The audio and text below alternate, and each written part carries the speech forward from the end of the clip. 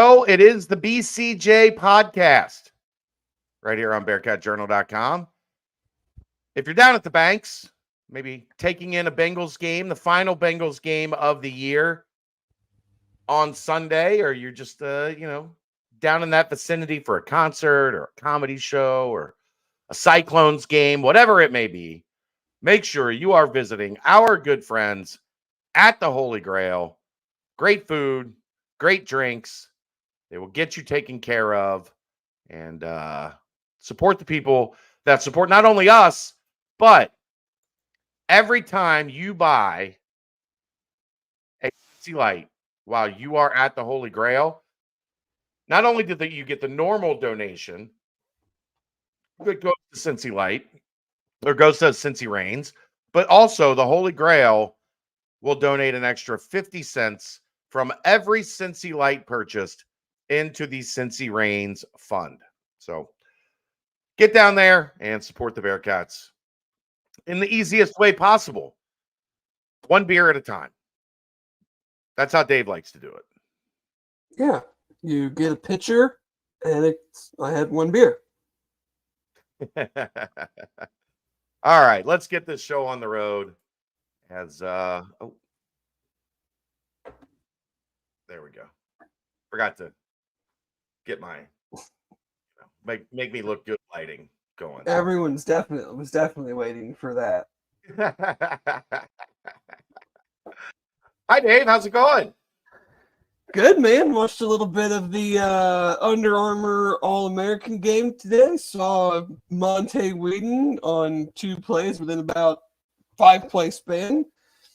Have some really good action. So, excited about that. Think he could be a guy that finds his way on the field pretty early. But what was your overall just impression of his game? What could you tell people from what you saw today? Violent, aggressive. They don't allow blitzing in these games, so right. the first play he made was kind of like a delayed blitz almost, where it's like, okay, I'm just going, and took on DJ Lagway. Was the number one quarterback. Florida signee, almost got a sack, forced to throw away, and then about 2 or 3 plays later, they ran a jet sweep to a wide receiver, and he read it, flew in there, and just planted the guy for, I don't know, maybe 2, 3, 4-yard loss. He just seems like he's a downhill, instinctive, run and hit, and try to, I feel like more times than not, and granted, it's highlight tape, so it's not every tackle, but more times than not, I get the sense that he's legitimately trying to injure whoever has the ball, based on the way that he's hitting and slamming these guys down. And we talked about it. That's him and Coleman. Both of those guys do not play tentative. No, he certainly. I was not discounting or discrediting, but I was kind of wondering how he got into the game, and I went and looked at ESPN, and they didn't have him rated any necessarily higher than 24/7 did or Rivals did. So I think the announcers talked well of him, talked well of his high school program. I forget. I should remember this because it was a Florida State guy that was Darnell Dockett, maybe. Is that who they said that? I think that's who it was, yeah. That was kind of his, I don't know if it was mentor or youth league coach growing up. And then obviously he went to a strong program in the DC general area. But no, it was nice because you know how those games go. They're predominantly passing, and guys are coming in and out. So how much action is a linebacker gonna get in an all-star game like that? So it was nice that in the window that I was able to watch some of it, that I saw him make 2 plays. Yeah, a guy that fits a little bit more, I think, what the design of the defense is supposed to be. Mm-hmm. They're clearly at that position and on the D line recruiting to fit, and he looks to fit. Hi, Pickle. How you doing? Man. No, the camera's over here, Pickle.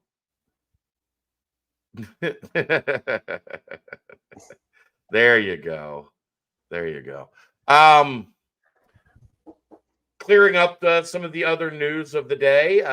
We now have 3 former Bearcats that have headed to Orlando for a year's vacation, if you will, as Deshaun Pace joins Brian Threats and Miles Montgomery with the Citronauts.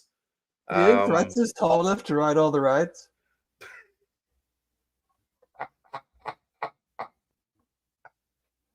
I mean, I could be allowed to say that. I'm short. I might not be allowed to ride all the rides, but yeah, I think he's taller than you, at least by an inch or so. But I'm also not trying to play safety in major Division I college football. But that's neither here nor there.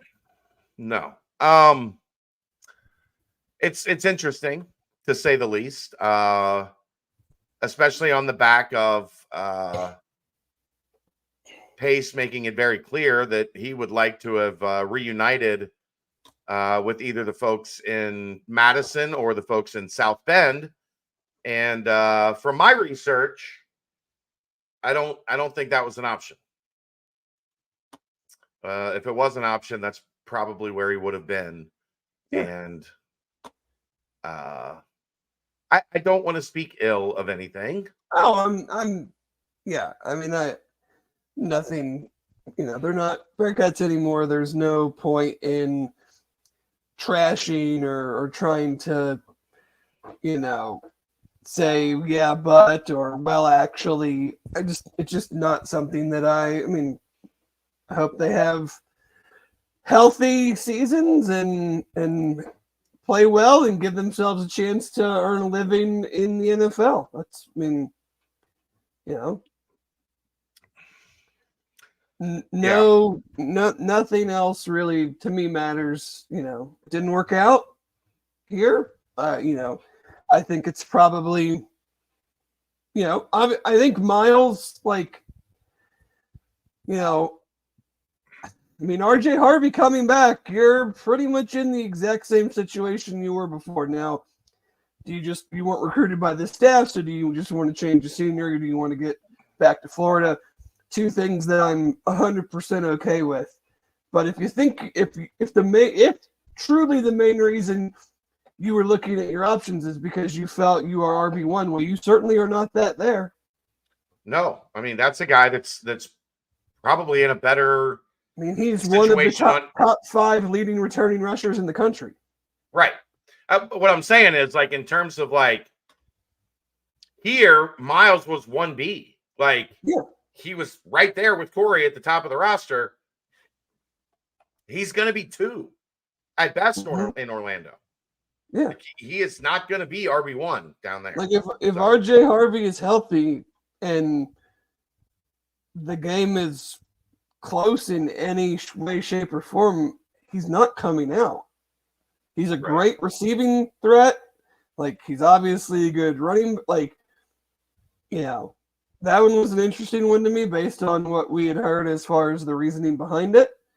You know, so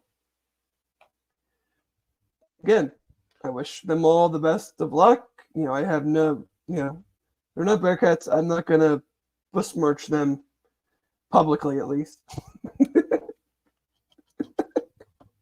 I think the situation is all very, like, the way that it played out tells you all that you need to know. Is I think the best way to put it. Yeah. Yeah, I think that's fair. I think, you know, you can do some good tea leaf reading and some inferring, you know, and without us having to spell it all out. And look, Cincinnati is going to, whatever the situation was with Threats and Pace, they were the 2 leading tacklers on this team. there are holes that need to be filled with the Sure. departure of those two. That's not to say anything different. No. But I think it was very clear that people working on the 7th floor of the Lender Center felt that the best direction for the program was a different direction.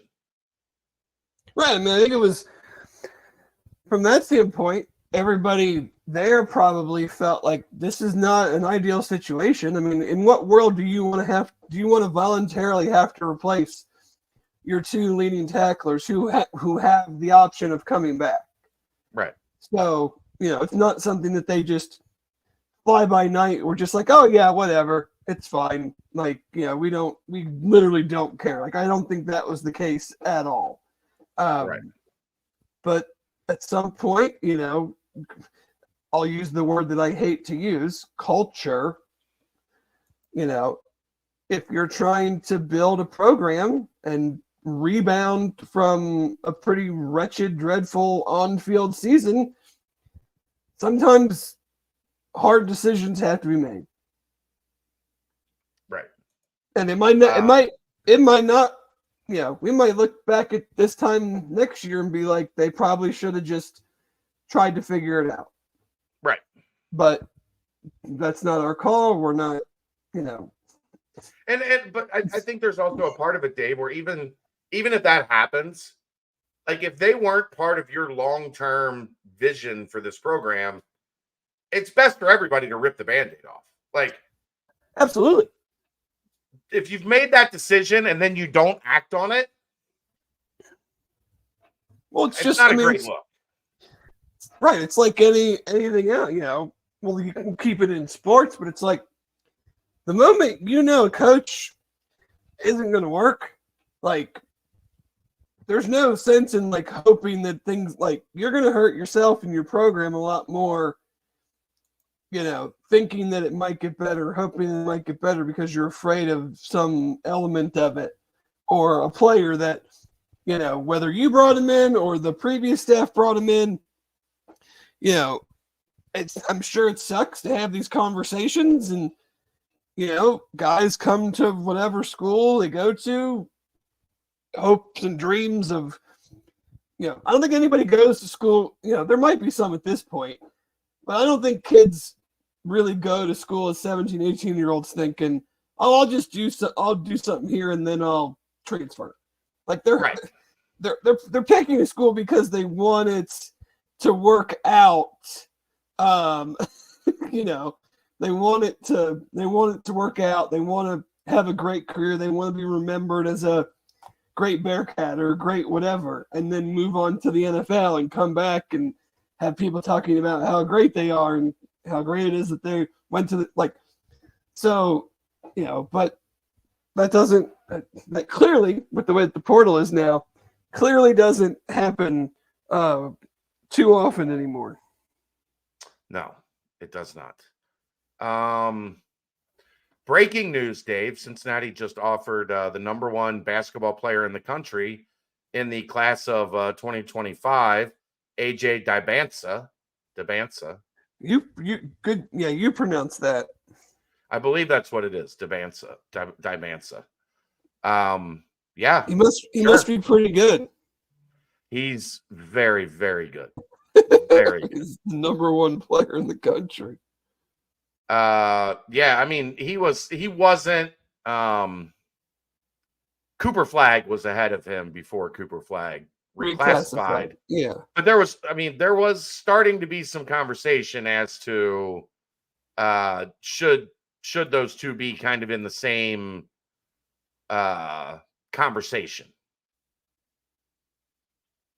Well, he's originally in 2026. Right, and moved up to 2025. Yeah. He gets buckets. Well, we could use some of that. Yes. I mean, anytime you could, but if you scroll down here are some of his most recent offers: Cincinnati, UK, Kentucky, November, Baylor, North Carolina, USC, Auburn, LSU. I mean, he's a 6'8", Like he's it's what everybody wants. He's a big jumbo 6'8" wing. He's not a stretch four. He's not a guy you're going to have to play down. He's a bucket getting 6'8" wing. So, do we have connections at Prolific Prep? They've got connections a little bit of everywhere. Or I don't whatever, know that there's or whatever AAU team he plays for. Yeah, I was trying to remember who he ran with. Expressions Elite. That's a Northeast program, so they do usually have connections up there. I'd have to do a little more digging. I wasn't dialed in on them making that offer tonight, so I'd have to do a little bit more research. But basically, the kid has been offered by wherever he wants to go. Yeah, that's the thing with like these kind of guys. It's not even that he's been offered. It's like, okay, so he tweets out these offers. But if he wants to go to a school, that he's just going to pick up the phone and be like, I want to go play for you. And 99% of the time that team's going to go, okay, you have an offer now. You can go ahead and commit. Yes. You're not telling him no. Like, that's the thing. I kind of laugh at, like, the Duke, North Carolina, Kansas, like, offering guys at that level, at, like, the top 5-star level, because they know if that kid has always dreamed of playing at Duke, they don't really have to offer him. He's just going to tell them, you know, I want to take an official visit, and then he's going to go, okay, I like it. I'm coming. They're going to go, okay, great. Glad to have you. Yeah. Welcome, Cooper Flag. To the a public offer doesn't really need to be a thing. A whole lot. No. So there's that. The portal visit window opened back up today. We have a ton. That name that we were talking about before the show was on the list that I sent you earlier anyway. Yes. The one that you put up. So, yeah. But expected 5 visitors tonight / into tomorrow. Yes. Maybe without names, unless they put it on social, but a brief summary of what we're looking at here. You want me to do that? Sure. Defensive backs. Is that brief enough for you? And wide receivers. A couple wide receivers in there. Couple. Yeah. I mean, this is not... If you followed the 2023 season, this is the positions of interest are not surprises. Edge rusher, wide receiver, defensive backs. Yeah. Something to note as well. Like, I mean, we saw 9 Alabama players go into the portal within 15 minutes today. Yeah. And that is because the portal officially closes today, but I thought it was last night. Either way, whether it's last night or today, you still get 5 days post bowl game, right, to enter. So you're still going. You can still see more guys go into the portal now. It becomes increasingly harder for them to take visits and get to a campus if they want to be involved for the spring. I mean, there's guys that we know visited UC weeks ago that have not committed anywhere that I assume are still, I assume that if they wanted to come to UC, they still could. But they could also potentially be saying, okay, I'm going to wait now, kind of see where everything falls. And then after when it reopens in the spring, more teams might need a corner because they didn't get one, or they went through spring practice and realized we aren't as set at a position as we thought we were. Now that guy still has to go. See, the thing is though, unless it's a grad transfer, he still's got to go to class. You can't at his old school, like you can't just which I don't know how that works. Like, you can't just be anymore. You can take 2 online classes, and I but I'm just saying, like, you can't be in bad academic standing, right? And then enroll in the summer if you didn't do anything in the spring or whatever. Also, I think people get lost on this a little bit, Dave, and I think it's important to note. Once you're in, you can do it at you can commit, you can do whatever. Right. It's just a deadline to enter. It's not a deadline to decide. Right. So, if you wait 3 weeks and all of a sudden, you wait for kind of the chairs to stop moving, you might find yourself in a completely better situation then.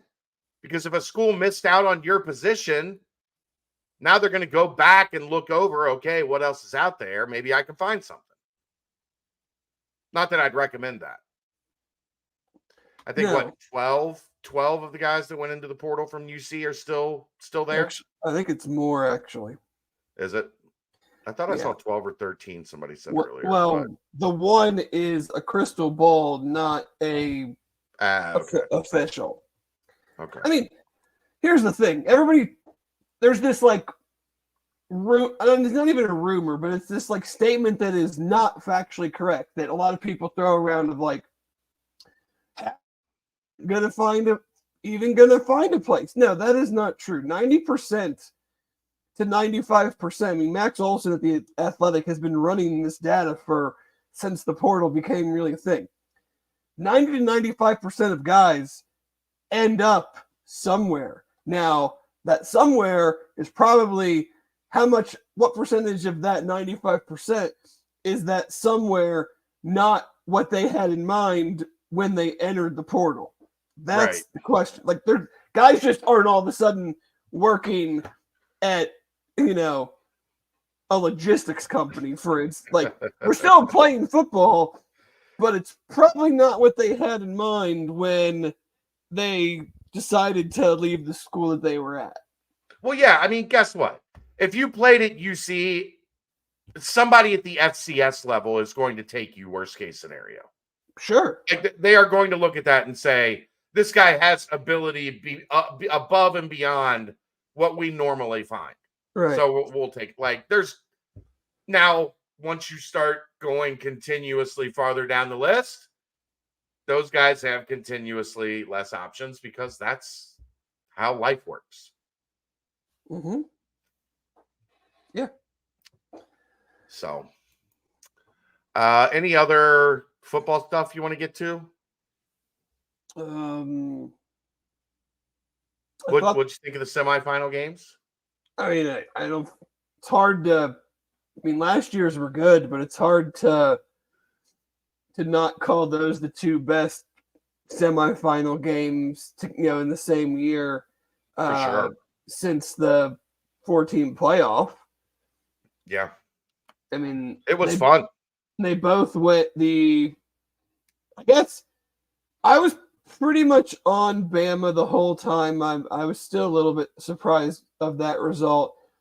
I was on Texas early, and then as we got closer to the game, I thought I was more and more thinking that Washington had a shot. I mean, I felt. When's the last time you saw somebody throw a deep ball as well as Penix throws it? It's pretty damn good. And the guy that catches them the one guy that catches them would look pretty damn good in orange and black in about 3 months. Do they have better receivers than the Chiefs, like a lot of people are saying? They got better receivers than several NFL teams. I think Rome Odunze is the best receiver in college football.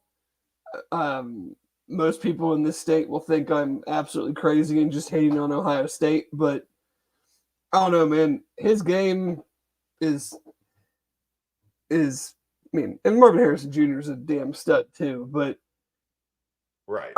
I love Rome Odunze.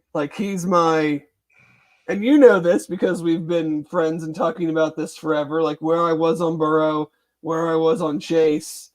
He's the guy that I'm all the way in on right now already. You love Penei Sewell. I did. I had no issues with Penei Sewell. I just felt that Jamara's a better player and a more important piece to put with Burrow. Who you got in the title game? Well, I don't know if you remember this. First Bearcat brunch of the year. I said Michigan. I said Michigan's the best team in the country and they're going to win the championship. Yeah, I mean they're what, the number 2 pass defense in the country and Washington's number 1 pass offense. So it'll be very interesting because Michigan totally exposed Bama's offensive line, and Washington's offensive line was the Joe Moore Award winners, right. which goes to the best offensive line in the country. So that should be an incredible matchup. I think if you looked at the 4 playoff teams and broke them down offense and defense, Washington's defense would have been the lowest rated unit of everybody's offense and defense. Right. Now Michigan's offense is not wildly explosive. But can Michigan, if we get into a game similar to the Texas game, can Michigan go shot for shot with them? Like, I love Michigan's corners. Mikey Sanistrell is, to me, like the next Mike Hilton. I think his game is like just like his, and Will Johnson's an awesome corner. Like, they will certainly be able to match up maybe as best as anybody can with the 3 Washington receivers. But JJ McCarthy, can he go, and Michigan's receiving options, can they go shot for shot if this game gets into the 30s like the Washington-Texas game? That would be my biggest concern, is Washington. I mean, part of the reason I love watching them so much is that they just throw bombs and don't care. Right. So you can do that when your quarterback puts it on the hands of the receiver, no matter where they're at on the field. Yeah. 60 yards down the field. Yeah. So, I mean, like, they're not going to stop. So, to the detriment or to the betterment, which this year obviously has been much more to the betterment. So, Michigan's going to have to get to him and hold up because they're going to keep throwing it down the field no matter what. I mean, I'm still going to go Michigan because I think they will. I don't want to go as far as to say like bully the Washington defense, but they showed me a lot with with some of the stuff they did to confuse Alabama, get Blake Corum the ball out of the backfield, and just the general way that they, were able to move the ball after the first quarter or so. And when they got kind of lucky, the first play of the game wasn't an interception. Yeah, that was very fortunate. I watched the game. I said this last night. My best friend's wife's family are all like diehard Michigan fans. So it was kind of interesting being at a watch party, a party, whatever, where everybody else is like diehard and you're kind of indifferent. Yeah, like you're just watching for a good game. They're like living and dying on every play. Yeah, and I had to bite my tongue a couple times, Dave, because his wife's mom is, hardball to the core. Yeah. And if you know the history here, we are not so much of that ilk when it comes to his glowing personality and the way he handles business sometimes. So I didn't start a fight. Yeah. Which, me. That can be difficult at times. It was out of kindness for my best friend and his wife, so that me and her mom were not at odds for 4 hours. Yeah, Randy brings up a good point going with Michigan because Rick Minner is on staff. He's now he was on staff, but in a analyst type role. Now he is actually their linebackers coach after they fired Chris Partridge, a month or whatever ago. And obviously his son is the D coordinator who he got friend of the network in the Jungle Bump. Yeah. Right. Yeah. Right after the week after the show, he was on staff or like on the field, back on the field. Yep. Coincidence? I know there's not openings for them to get, but like given everything that's gone on at Michigan, how does Sharon Moore and Jesse Minter not get like a head coaching opportunity somewhere? Well, what we heard last year was Minter doesn't apparently want to be a college head coach. He's just going to go to the NFL and coach. I think he wants. I mean, maybe he wants to be an NFL head coach, but I mean, he was around it. Like, I'm sure he saw how much growing up, like how little he knew his dad because of the job. So maybe he's just, maybe when Jim goes to the Chargers, he'll hire him as his defensive coordinator. That could also be just rumors that were swirling. Yeah. As I was working, the coaching search of like, do I need Jesse Minter on this hot board? What's the vibe? The vibe was he wants back in the NFL. Oh, so he wasn't. Unfortunately, the more and more college athletics and college football especially keeps on the path that they're on. And I think for coaches, it's more so the calendar than NIL or transfer portal. Like, if you just love football, these guys are just going to start going to the NFL. Right. If you're good. If they have that opportunity. Yeah. If you have the chance, that's where you're going to go. Like, December is an absolute nightmare. Could you imagine being, like, on staff at Michigan? Like, you're trying to win a damn national championship while closing out a recruiting class, while, you have to be doing portal work because when your season's over, I mean, you're going to have guys. Yeah. So, but December is such a mess. There has to be some sort of look at that because, think about this too. Next year we go to 12-team playoff. Yep. So you're gonna be game planning for your first round playoff game while trying to lock down your 2025 recruiting class and handling the portal. Like, how are you supposed to do that? How are you supposed to give, anything that takes away from trying to win a national championship is a disservice to your program and your school, but then you could also look and say, well, then you're not preparing for the future. And I'm like, these guys shouldn't have to be preparing for the future at the same time that they're trying to win a damn title. I don't know how you change the portal. Me personally, and I know a lot of people like Zach Grant would want to punch me in the nose for saying this. I would move signing day to August. It just needs to move out of December, whether it's the one signing day like it used to be in February, or I like two.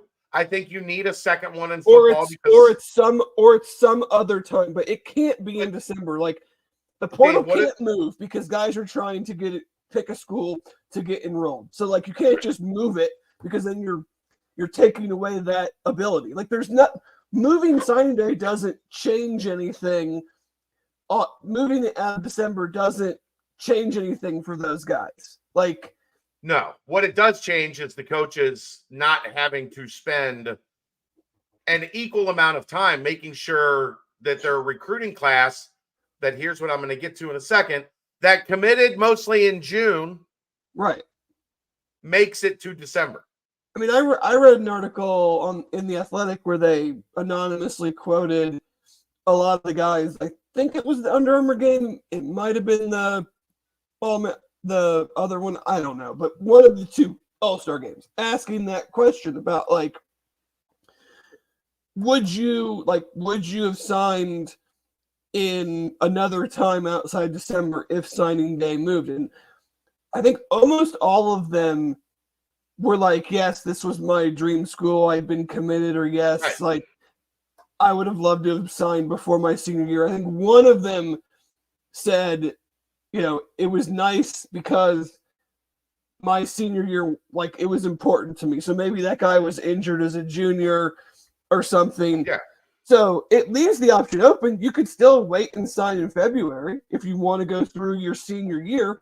But yeah, if a guy camps in June, commits in July, knows that's where he wants to go, why does he have to wait till December? And why do the coaches have to sit there and like keep recruiting him through maybe an incredible senior year? Or how about this, Dave? We just move it to the same exact day that the basketball signing day is. Yeah. Third Wednesday in November or second Wednesday in November. It's just, you got a week. It's totally unfair to these coaches and staff guys, and anyone can say, yeah, well, they make a ton of money. Well, yeah, they do, but they're also in charge of the school you're rooting for. So if you're rooting for a team that's in the playoff next year, wouldn't you want their sole focus to be on winning the national championship? Right. And not, having high school visits in the first couple of weeks of December still before signing day? Right, like, where they have to hit the road. They have to hit the road. They're gonna bump the calendar up a week to make all this work. So week 0 will now become week 1, and week 0 will be even further into August. Right. So where conference championship games right now are the first week in December, they are going to be Thanksgiving weekend. So that next weekend, after conference championship games, when the 12-team playoff has been decided, and there are first-round playoff games, there will also be high school official visits. Think about how insane that is.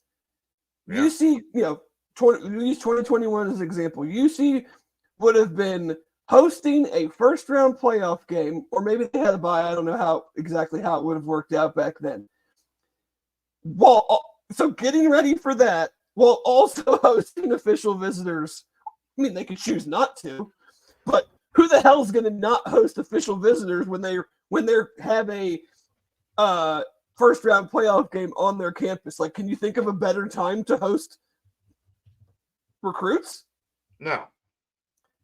So they're going to be doing both at the same time next year. Yeah, like that's just dumb. That's flat dumb. Again, clearly no one is thinking about this stuff when they put this stuff together. And the reason that I said coaching staffs recruiting departments won't like this is you would be getting guys signed that you didn't get to see their senior tape. Sure. And the staff loves senior tape. Well, guess what? You know what the early signing period becomes? These are the guys we know. Like, we are certain. Yeah, you don't have to take this. Like, yeah, if that were the case, I think that most teams or some teams would just not take as many summer commitments. Right. You come to our camp, you had a great junior year, you meet all our height, weight, speed stuff, and then you come to our camp and you had a great camp, then yeah, we're probably going to take your commitment. But you're a fringe guy, we want to see we like you a lot, we offered you, but we want to see, like, are you tapped out, or do you take another step from your junior to senior year? I'm not going to take your commitment. Now, that means everybody's fair game all the way to February, but so be it. I don't see any other way that this thing works without moving the high school date. Here is why the high school date is where it is. It's because schools didn't host official visit weekends. They weren't allowed to host them in the summer. Right. That was closed. You couldn't do what is happening now if you wanted to under the old calendar. The way the old calendar worked, you don't want to bring 8 official visitors in during a game weekend because you're busy trying to win a football game. I mean, this is not I'm sure it's everywhere thing. Like, it's everywhere. No one really has guys come in during games anymore. Right. You'll have the younger guys because it's those more are unofficial, and you're just trying to build the relationship and have them come Right. see a game, but like, yeah, you're gonna have your like best players and all your coaches out to dinner on Friday night before a game. Right. Or you're going to make you're going to make the kid come in and his family wait to go to dinner until after everybody's done at the field on Saturday, depending on what the kickoff is. You play a 7 o'clock, 8 o'clock night game. Right. And then we're supposed to like entertain and host this kid and his family at midnight. Or you're supposed to spend all afternoon before hosting that. the kid and his family before that. So they would have the official visits as soon as the regular season ended. There would be like 2 or 3, depending on the calendar that year, weekends where you would have all your high school kids into official visit. They opened up June for official visits. So kids are taking their decision-making official visits in June, committing in June or early July, and then nothing from them until December. Why couldn't you, the second Tuesday in August is signing day or whatever? And the kids that you're locked in on that visited in June and are committed to your program, they sign. They're in. Mm-hmm. You know what, like one of the advantages of signing early, or like once you sign, you can start officially communicating with the strength and conditioning coordinator, with the coaching staff in terms of like instruction. You can come to campus whenever you want. Right.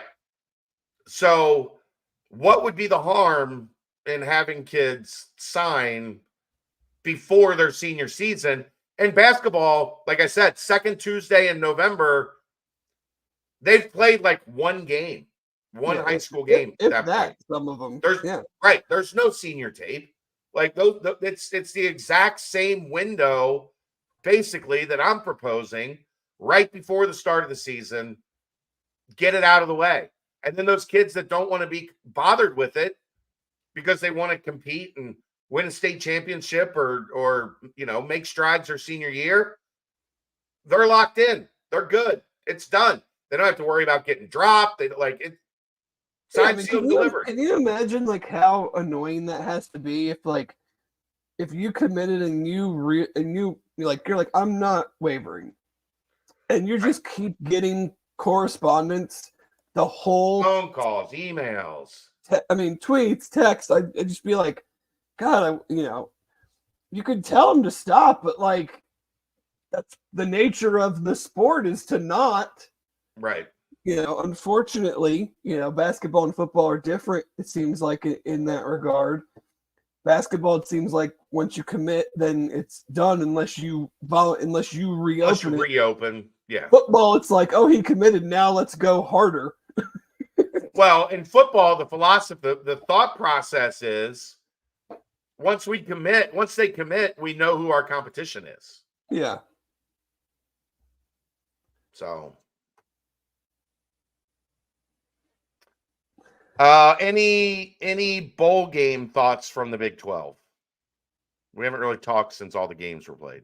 I'm trying to think if anything really. They went 5-4, I think it was. Really stuck out. Well, Oklahoma's loss doesn't count. They're an SEC team.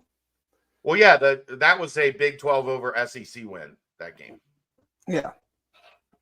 Yeah, Arizona over Oklahoma. Yeah, that's a Big 12 win over the SEC. Obviously, the Kansas State, North Carolina State Pop-Tart Bowl will go down in legendary status. Right. Did you see that you could buy the Cheez-It Bowl hot tub on eBay? That's great. Yeah. But I guess it's not really a bowl take as much as it is a bowl into 2024 take. And that is that my very early, extremely unresearched opinion is that I think Oklahoma State will be the voted preseason number one in the Big 12 next year. Okay. So, considering all the guys they have coming back, considering who's leaving the conference at some of the other schools that finished near the top. No, I do worry that it's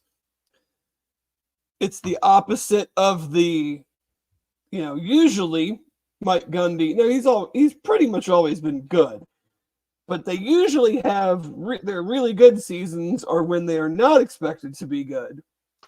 So how will it go when maybe they are expected to be good? Yeah. But I mean, it's hard to look past them when you have your quarterback, your running back, and your star running back and your receiver who's likely going to break almost every Oklahoma State receiving record, all three coming back. And a lot of your main pieces on defense are also coming back. I can't tell you what they've done in the portal or anything like that, but Iowa State should also be really, really good. I mean, Yep. They were heavy freshmen this year. Yeah, they were young. Although their whole secondary is pretty much gone. Yeah, which was definitely something that they leaned on throughout the season. Yeah, but Abu Sama is a freak too. That is so many good backs in this league. That is my Big 12. Oh yeah, I mean that is my Big 12 bowl / very, very, very early thought for next year. All right, let's timestamp that right there. And this timestamp is brought to you by Turtles Brew. 0 sugar, 0 carbs, gluten-free, 6% ABV. It's a bourbon-infused sweet tea. They have lemonade tea, cherry lime, raspberry peach, orange, vanilla, strawberry mint. There's 100 locations in and around the state of Ohio. If you want to find the one closest to you, all you have to do is go to turtlesbrew.com. You can get all the information and locations there. A portion of the proceeds go to save the sea turtles. And let's also get into oh,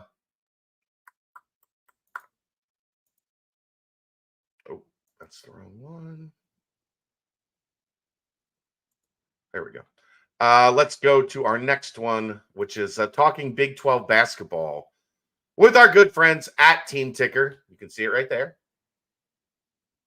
TeamTicker.com. I've got the Seapaw. Aaron has the Bearcat. So does Dave, supposedly. He does somewhere. It's a local company started by 2 UC alumni. It's easy to hang. Takes 5 minutes.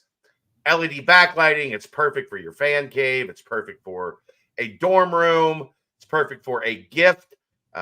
Maybe you got some of that good old Christmas gift card money, those prepaid credit cards or whatever it is.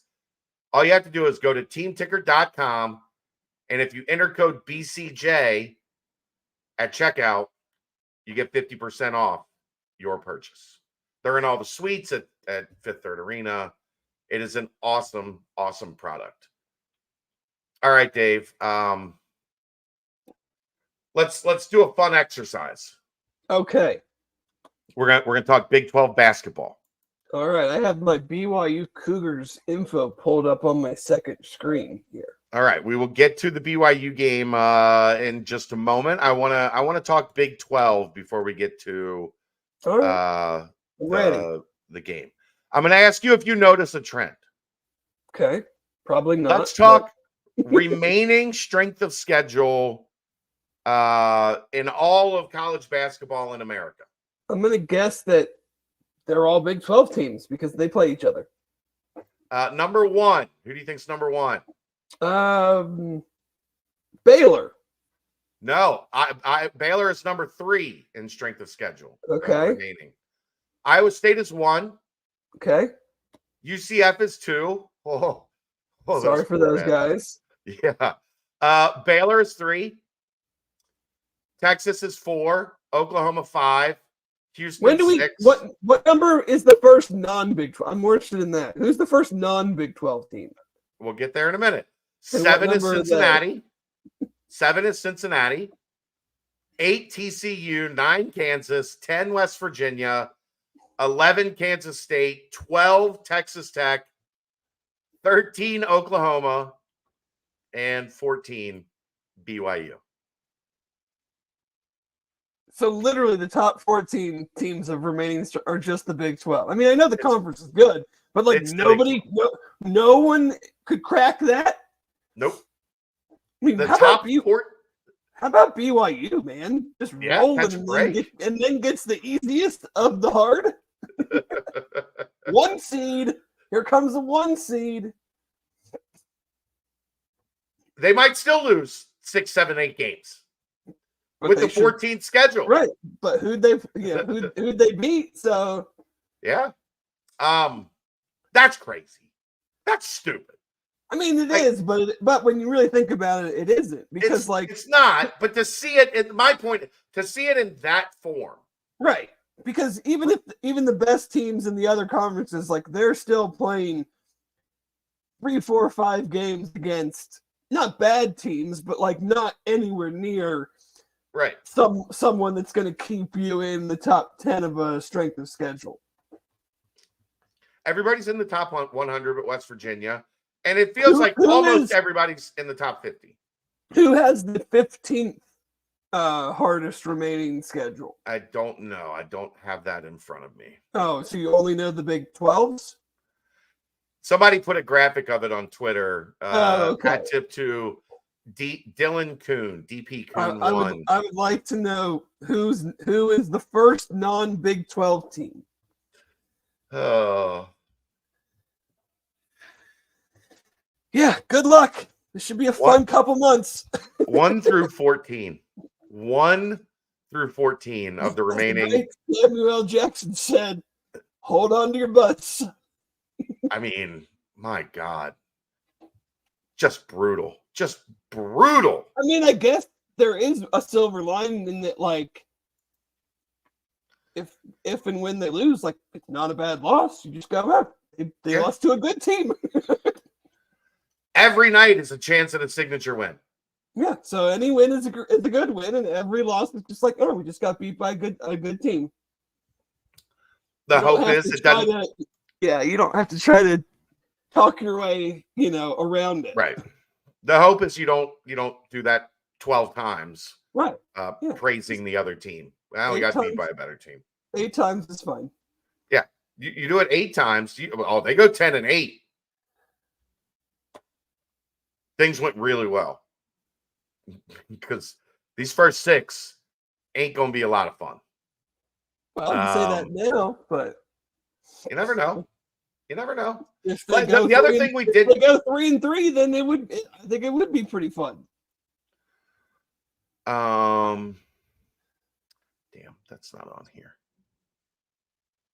This was via BPI. I was going to look and see. I mean, the thing is, outside of Kansas, there ain't many teams in this league that have a lot of meat on the bone.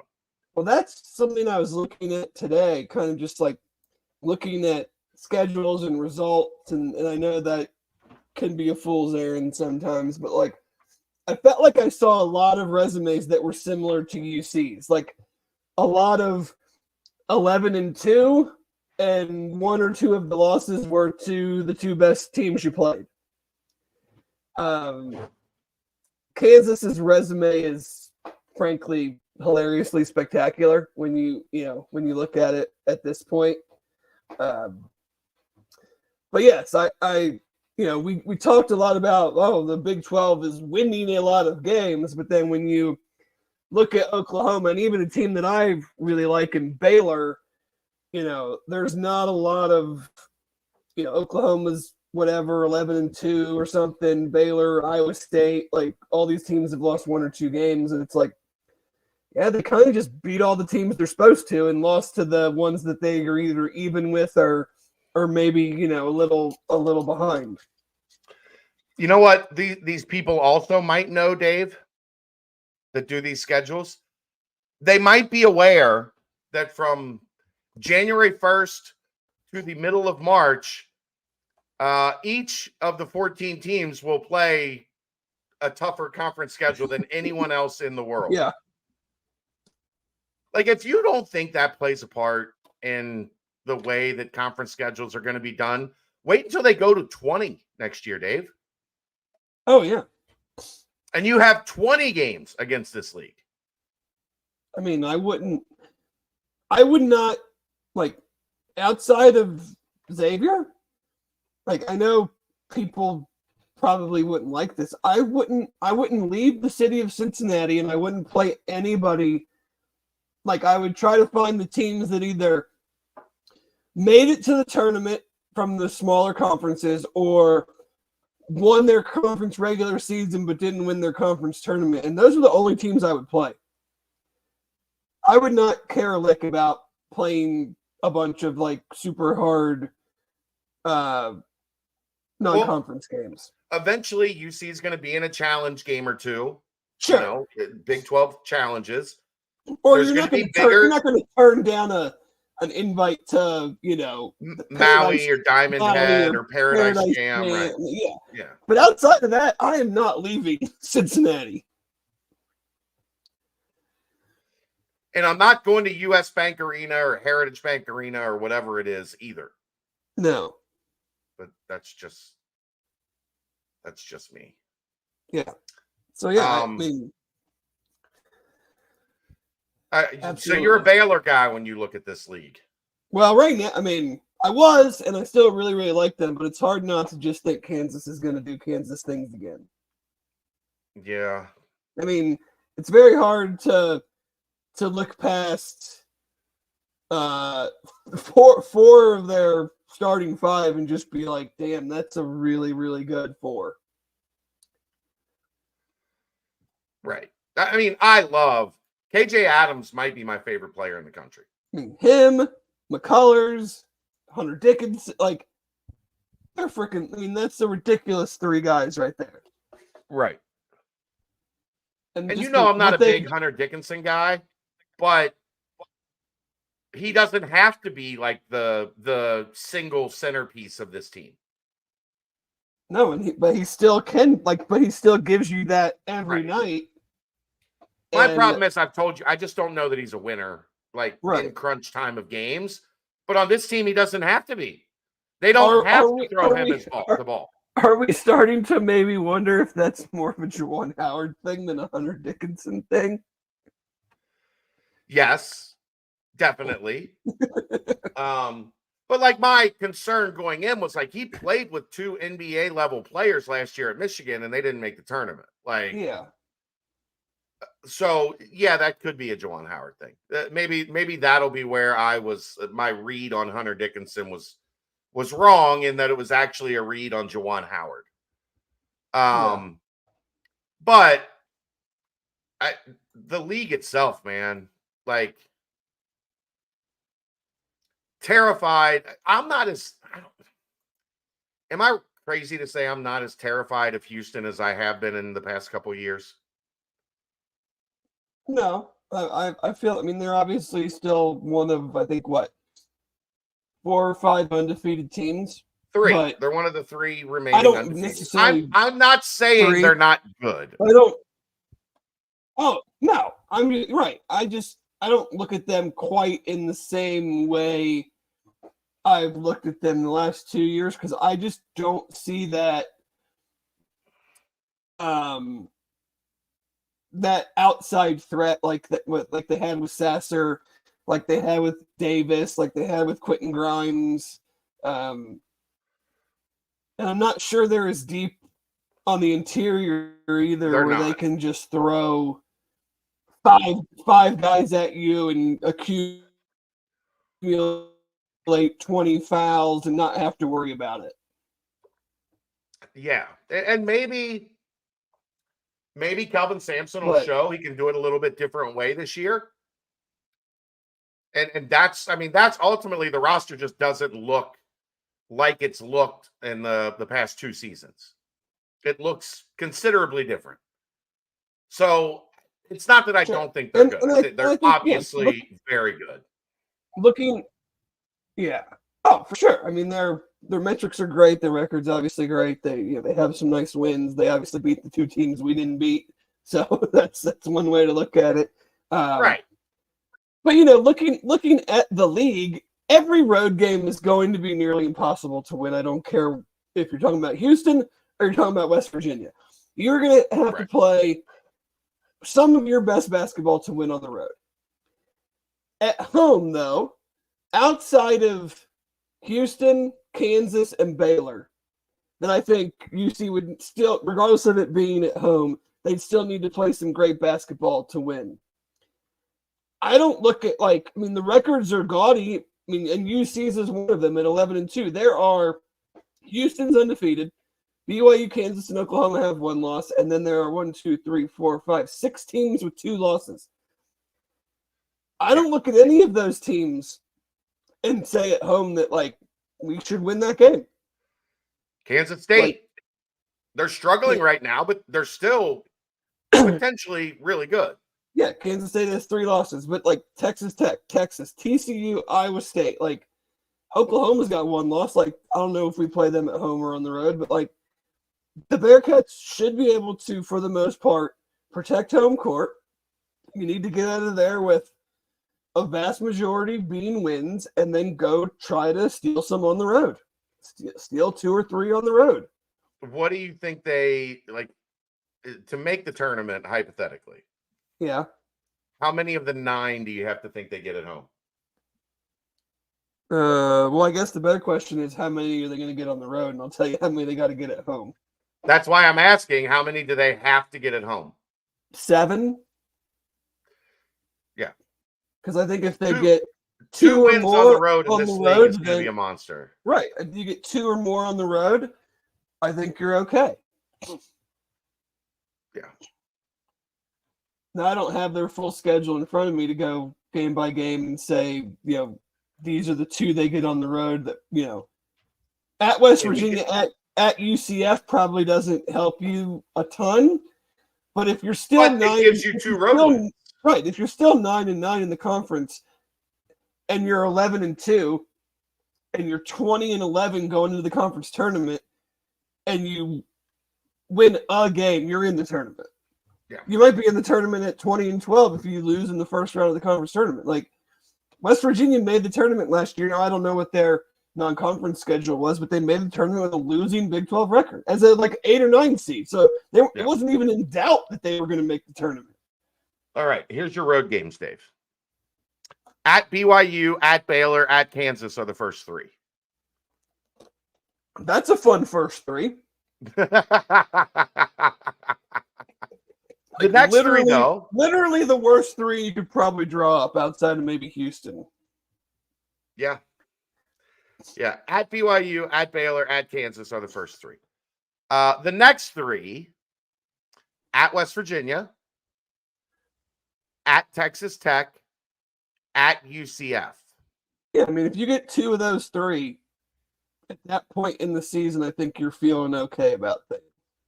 And then the last 3 are almost as tough as the first 3: at TCU, at Houston, at Oklahoma. See, I don't know if I wouldn't say they're even close to as tough as the first 3. Houston's number 1. I think Oklahoma and TCU, I'm not going to say fraudulent, but their records are their resumes are very similar to UC's. Yeah, I don't disagree with that, but those are still metrically 2 very, very good teams. Sure. So there's your 9 road games broken up into 3 game segments. Yeah. The first 3, oh daddy. Oh buddy. Yeah, I'm not really loving the first 3. At least you get them out of the way, right? Gonna be some interesting spreads on those. You're done with them by the night or the 22nd of January. You won't have to play Kansas, Baylor, or BYU on the road. Do we get And any of them actually, at home? No. So they're the only we're one game against all three of them. Yeah, they do not have Baylor. Here are the home games: Texas, TCU, Oklahoma. Then I think that actually works in our favor. I think that gives us kinda a do better too. chance to win more, maybe more than 7. Like, if we don't have to play 2 of the teams that I think are 2 of the 3 best in the conference, like, because I already said home or road, regardless, like, you're going to have to play a really, really good game to beat them. Well, if we don't have to play them, and that doesn't really hurt us, like, it's not like in the AAC where it's like, oh my God, if we're not playing, the best Right. teams twice, we're super screwed. So here are the next 3: UCF at home, Houston at home, Iowa State at home. And then the final 3 home games are Oklahoma State, Kansas State, and West Virginia. I mean, those are 3 great as things stand on January 3rd. Yeah. You couldn't draw up a better 3 last home games to try to, like, hey, we need a win, or we need to, like, kick it into high gear. Like, I wouldn't ask for anything different right now. Josh, if they go 2-4 over these first 6 games, I might kiss Dave on the mouth. You might catch something from it, but sure. I didn't say I would kiss Dave on the mouth. I might kiss Dave on the mouth. Yeah, because I mean, like, who name the 2 wins, and I'd be like, yeah, that's pretty damn good. Like, just who are the 3 first home games? Texas and who else? Texas, TCU, Oklahoma. All right, yeah. So beat 2 of those 3 teams. Yep. Texas, January 9th, TCU, January 16th, Oklahoma, January 20th. Yeah. Keegan might not want to go to the TCU game. Why? What's up with the TCU game? It's 90s night, and he has to sit next to me. Oh. And he does not know any 90s music. Do you want me to cover the game on his behalf? I mean, I don't mind it, but it's probably going to be his personal hell, is what I'm getting at. Like, am going to be having. Can I get a media credential just to sit there and sing songs with you? Maybe. If Brent's not coming that night, maybe we'll get you Brent's spot, and you can sing along. All right. I am going to the Houston. I am going to the Houston game. Nice. But yeah, the home schedule, like, I mean, saying they're going to win them all is a stretch. You got to play great all night in and night out in this league. But, like, outside of Houston, I don't look at that and go, there's no game that I'm like, oh, yeah, that's probably a loss. Right. Regardless of how, how we play. And the way they played Houston the past couple of years, like, the one thing that's different about Houston is they are not a great unknown. Right. You know exactly what, like, you know what you're getting into. Now the question is always, can you rise to the occasion and match it? And but, like, you're not. They've gotten closer over the past 2 years. They haven't gotten over the hump. There will be no surprises. No. So that one, at least, like, if that's the one, like, you take the top 3. If you think the top 3 are Houston, Kansas, and Baylor, you take the one that you know the best, and that's the one you get at home. Okay. Yep. I'm very excited to see just the overall fan reaction and just the excitement of just night in and night out. This is a high level college basketball game. Right. And how much does UC feed off of that? You know what I think we've kind of forgotten, Dave? Because there wasn't enough of it. Even in the Big 12, like, Sasser and some of those guys from Houston got national recognition, but Right. there was never like it's been since the Big East where like the biggest names in college basketball are in your gym regularly. I mean, I still remember in the Big East when Syracuse was number 1 and came to the shoe, and we lost the game, but played pretty damn well up until the end, if I remember correctly. Like, it was just a wild atmosphere. Like, that was back in the Big Head days, and it was Big Monday. Yeah, I mean, so I mean, I just think you get kind of desensitized to that when you spend 10 years playing Tulsa and East Carolina. I mean, right. I don't mean to continuously shit on them, but like, I mean, obviously family things changed as well, but like, it became very hard for me to justify having season tickets and going to a Tuesday night game or Thursday night game at 9:00 to watch UC, a very maybe a little bit better than average UC team, try to beat up on ECU. Like, it. Dave, I mean, as recently as 2 years ago, like, we would sit here and try to convince ourselves that like Jaden Gardner was a problem. Yeah. And he was. Very good player. Yeah, sure. Very good player. But like, he's coming off the bench in the Big 12 at most places. So that part is going to be fun. He transferred to Virginia and was just a nice piece on their team. Yes. Where he's a first team all conference guy in the AAC. Right. On a not great Virginia team. Yeah. He didn't go to Virginia, like, no, win not a national championship. Not national championship, Virginia. So it's as a fan, the experience is going to it's going to take you back a decade. Also, if they don't start defending the other team's best player or two better, you are going to be tired of seeing some of the best players in the country come into Fifth Third Arena. Ugh.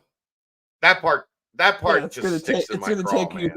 It's going to take you back to Nick's first year. Right. Right. You're gonna circle back to 06, 07, 08.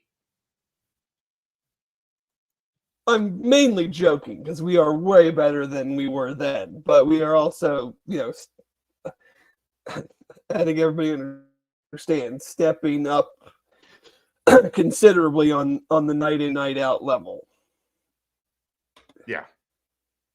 Like, because I mean, like, how many games over the last, and even when Nick was there and we had good teams, like, how many games did we win? 58-54. That you play like that against some of these teams, and you're losing 83-60. Do I get 20-year-old Rashad Bishop? Because that's why they stayed alive in a lot of those Big East games, is because they had Rashad, where they could say, okay, this guy is going to the NBA next year. Take care of him. And Rashad took care of him. Like, they did not get torched by the best player on those teams. No, we right now, man, it's almost like if there were props for like, will the best player on the other team hit their scoring average? Bet the over every time. Every time. Yeah. So, BYU. What have you learned about BYU? Tomorrow, I'm actually, as you were talking, I was texting, recording with Chris Lepore tomorrow afternoon. So what did I learn about BYU? I learned that they're good. They have some hilarious statistics. I'm trying to figure out which one I find the most comical. Is it the 7 guys that average at least 9 points a game? Is it the 11 guys that average at least 12 minutes a game? Or is it that their 3 leading scorers are also their 3 leading 3-point shooters who are all averaging over 41% from 3 while taking more than 70 attempts so far this year? Mm-hmm. That one might be my favorite. Is like our 3 best players are also our 3 best 3-point shooters, and they all take a lot of threes, and they're still shooting over 41%. One's at like 49%, isn't it? On high volume. Not one of those guys. Okay. They're 41-4, 43-1, and 42-9. I mean, they got one guy shooting 67%, but he's probably 2 for 3. Yeah, I know there was a guy that took a decent number that was like that's some stupid. Yeah, but I mean, all 3 of their leading scorers are shooting over 41%. Like, yeah, that's ridiculous on at least 70 attempts, all of them.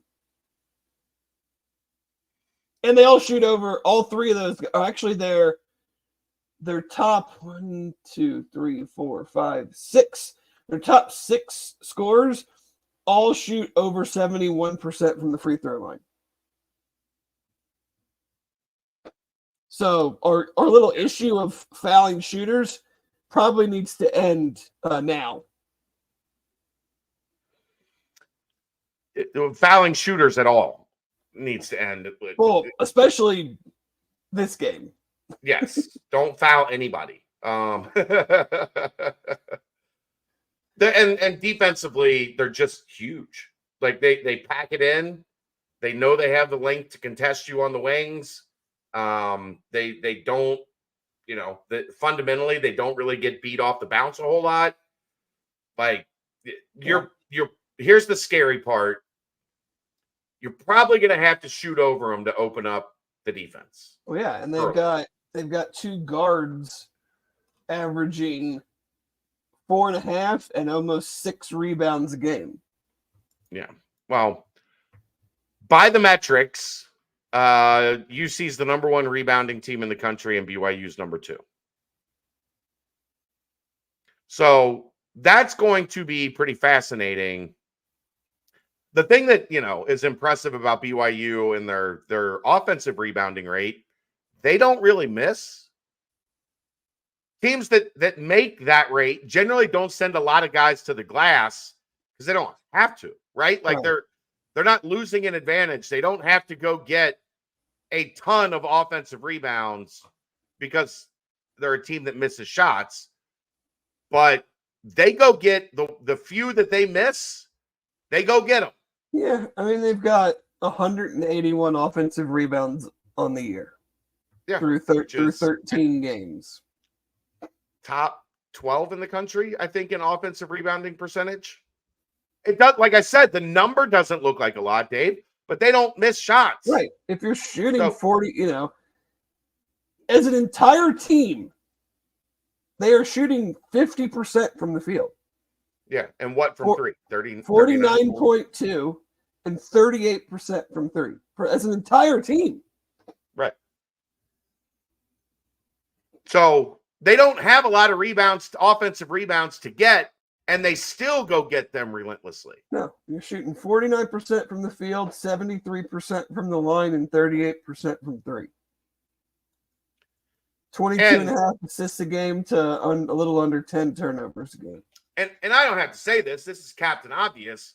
You know what's even more demoralizing? When a team shoots like that from the floor, and then when they do miss, they go get an offensive rebound. And now you got another 20 seconds. You have to stand and defend this team that puts it in the bucket at an elite clip. Yeah, I mean, I'm looking here. Their top, like we talked about, their top 3 scorers. Their leading scorer, half of his field goal makes are threes. Yep. Their number 2 scorer, about 60-something% of his makes are threes. And their number 3 scorer is even a higher percentage of his makes are threes. So, and we have been a pretty good 3-point defensive team, or at least we were early in the season. I don't know how much that's changed with a The couple percentages are losses. still pretty good. I mean, Xavier's the only one, Dayton to a lesser extent. Xavier's the only one that really kind of Dayton, especially in the second half, they didn't have to shoot threes because they just shot. They still took a couple, but their percentage when you're looking at percentages, their percentage wasn't abnormal. Right, but I mean, you got three guys that over 50% of their makes are from three, and the ball pops. Like they move the ball. They do not do a lot off the dribble. Most of their action is via the pass. Well, maybe that'll help us because we haven't really done a great job Well, guarding. if they watch the tape, they'll probably dribble more than normal. they'll probably dribble a couple times. More than they'll dribble like 4 times a possession instead of 2. Mm-hmm. But they're they're one of those teams that the way that their system works is predicated on So what do they play, like pack line defense? I don't know what it sound from what I've talked to people about. It sounds like pack line principles because they know they have the size, like they can get out and contest a 3 and still have 3 guys home at the rim that have great size. Mm-hmm. They're what the oldest team in the country, the number 1 shooting team in the country. I'm sure they're the oldest team in the country every year. Yeah, well, even for the fact that they're the oldest team in the country and COVID is still like, the COVID year is still very much a thing. You would think somebody would have a roster to, they mined the portal for 6-year guys, took the old get old, stay old a little overzealously, and a little too literally. But BYU still oldest team in the country. Yeah. I mean, you're looking at 6'7", 6'5", 6'11", 6'5", and they play a couple bigs. And 6'5" is the starter. So you got 3 6'5" guys, a 6'7" guy, and a 6'11" guy. And then I think they go 6'10", 6'11" quickly off the bench. Yeah. Kudos to Mark Pope, man. Like, found a niche. Has seemed like he put in a pretty good plan, pretty good system. If you don't know, they were 19 and 15 last year. And lost in the NIT. They kept most of their roster together, and now they got it rolling. Sometimes it takes a little time to build. I'm just saying. What do you think the spread's going to be? What does Ken Palm say? Do you know? Yeah, I don't know. I do not have access to that element of KenPom. 8.5.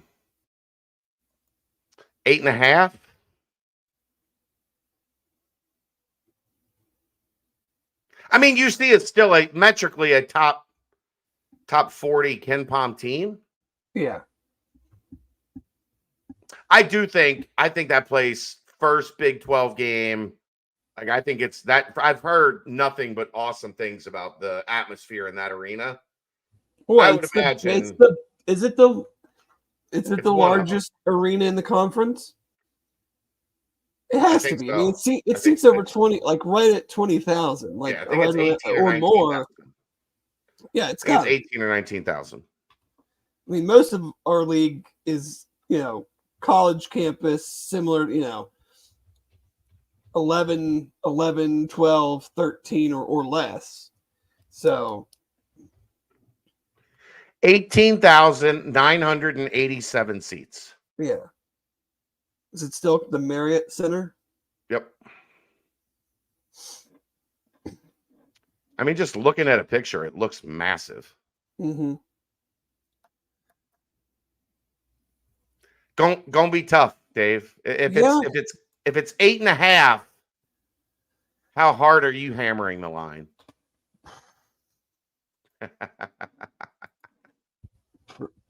Pretty hard.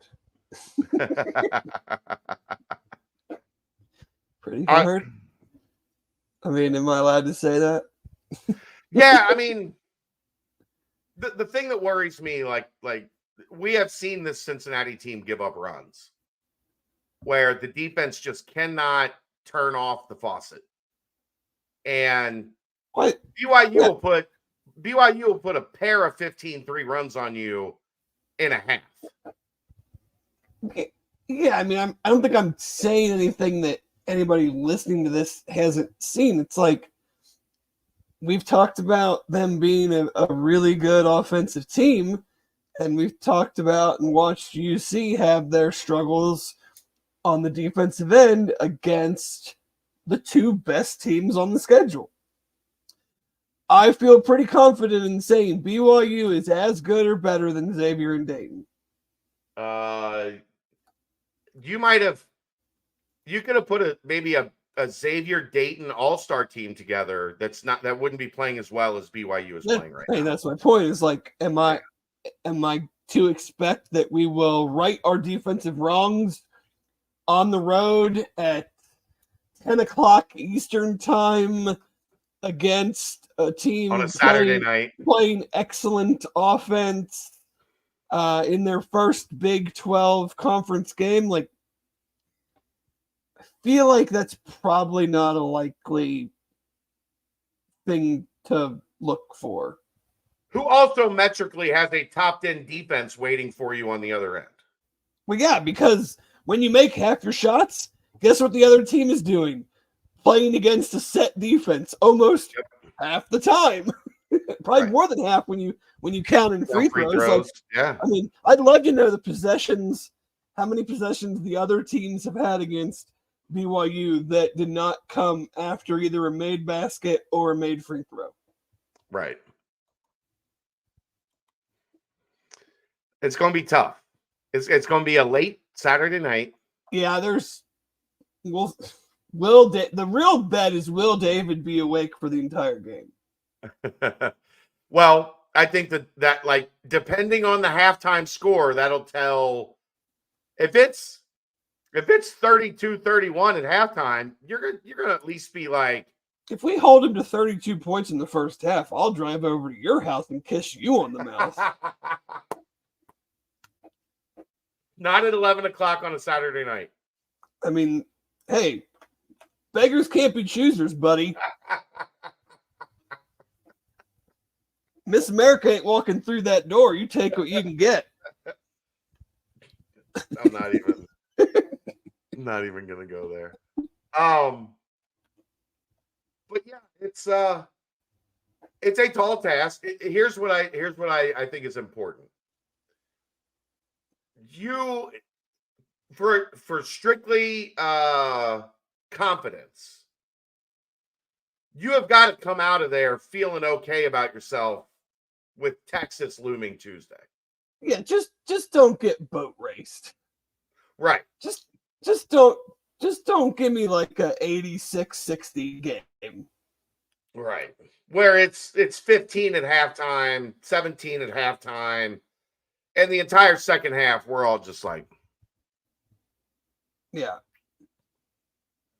I don't want to do this. Right. You got anything else about basketball? I don't believe I do. Sports in general, Dave. Sports in general. No, I want to don't. Talk some sporty ball. Some sporty ball. No, I don't think I have anything else. Do you? Nope. That was the stuff I wanted to get to. That's the beauty of how this show works. We have the stuff we want to get to, and we get to it, and then we tell you good night. Yep. Sometimes it takes more time than usual. Sometimes it takes less time than usual. Today, pretty good, I think, Dave. Pretty good. Yep. I am just excited to have, obviously I'm on this platform I am more the football person, but I certainly was, and will always be, a diehard basketball fan. But it will be fun now to again be able to just be like, oh, these two teams in the Big 12 are playing. I'm going to watch that game. Right. You didn't do that with the American? You never cracked a Cincy Light with Temple and Tulsa coming on ESPN Ocho? I'm sure at some point I did, but it was probably more out of comedic relief than truly wanting to watch the basketball. Or you wanted to see honorary AAC Coach of the Year Fran Dunphy. Yep. Back in the day. Mm-hmm. Who, by the way, is still coaching at LaSalle, right? Yeah, I think so. He cannot leave the Big Five or whatever they call it. He just made it clear. I'm not moving out of Philly. I'm not fucking leaving. He's not allowed to leave. So maybe when Villanova continues to spit the bit, maybe they'll hire him next. Hey, Fran would be great at Nova, Dave. Great. Or Penn. I think wasn't he already at Penn or something? Yeah. Before Temple. Yeah. It's like he's been at 3 of the 5. He just hasn't been at Nova and Duquesne. Yeah. All right. That's going to do it. We appreciate everybody for tuning in. He is Dave Simone. I'm Chad Brendel. Thanks to producer extraordinaire Aaron Smith. That is the BCJ podcast brought to you by the Holy Grail right here on BearcatJournal.com.